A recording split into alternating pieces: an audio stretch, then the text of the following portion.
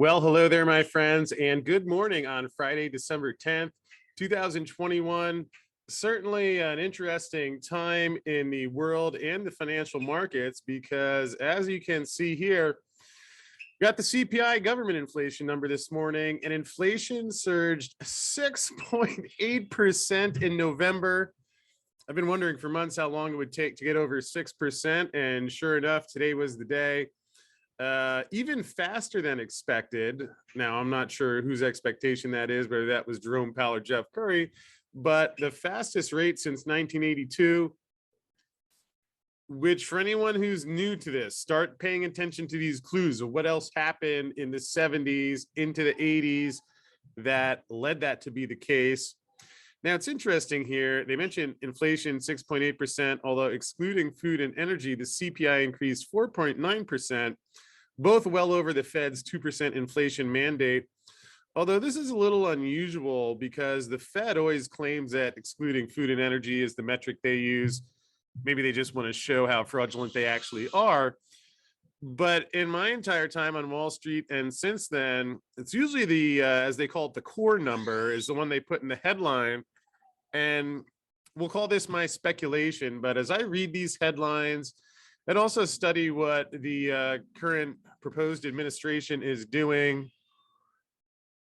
Again, it's just my feeling. It feels as if some of these media guys are cutting them loose. Saw some more dissension from the Democratic side. We'll leave the politics alone for today, but interesting to see that they focused on the overall number.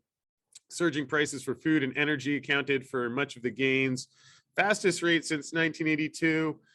At least finally making Jerome Powell correct about something, because now that he finally told the truth for a change and admitted that his inflation has no chance of being transitory, now you see that it isn't. And let's see any other key highlights. Food prices have jumped 6.1% over the year. Good thing they normally exclude that. Energy prices have risen 33.3% since November of 2020. Gas is up, shelter increased 3.8%.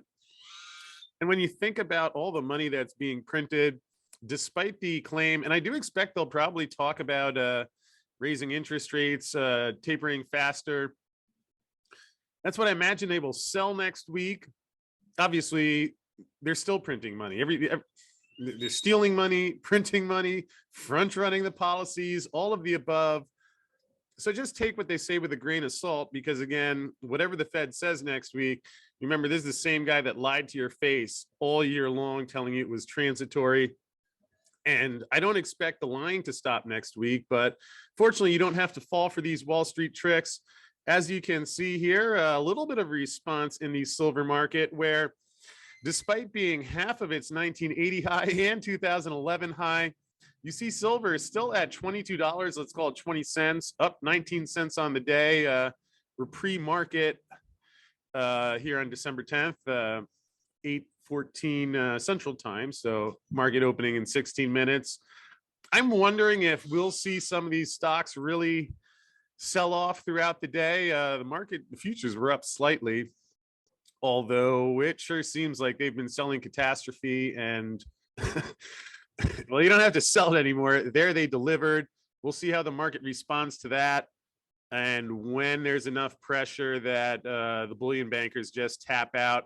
I personally think they're close. I know I've said that before. Don't make any trades based on that, but that is the feeling I get. And I mean, not completely left field. Inflation 6.8%. And Joe Biden and Jerome Powell get up there and say, oh, well, there's not really a problem. Joe Biden lies and says how inflation is good for the common people. My guess is you're not enjoying it as much as he thinks you are. So either case, we'll see how the rest of the trading day plays out. Fortunately, we do have some weekend coverage. How to barter for silver or anything you want, going to be debuted tomorrow morning. And bringing us today's video is Silver Viper, run by Steve Cope, one of my own personal favorite silver mining stocks. Again, not licensed financial advice, but do check out silverviperminerals.com. I think if you're into silver and investing, certainly a stock you may want to know more about. So thank you, Steve, and thank you everyone at home for watching. We'll see when the silver price moves, but perhaps more significantly than that, this is what we've talked about for years. And sure enough, it's here. And sure enough, the Fed and Wall Street are going to lie and cheat, but you're getting these things right if you've been expecting this, and it will be priced in one day. We'll see when that happens, but you hit the subscribe button and the notification bell, and that way you'll be one of the first to know.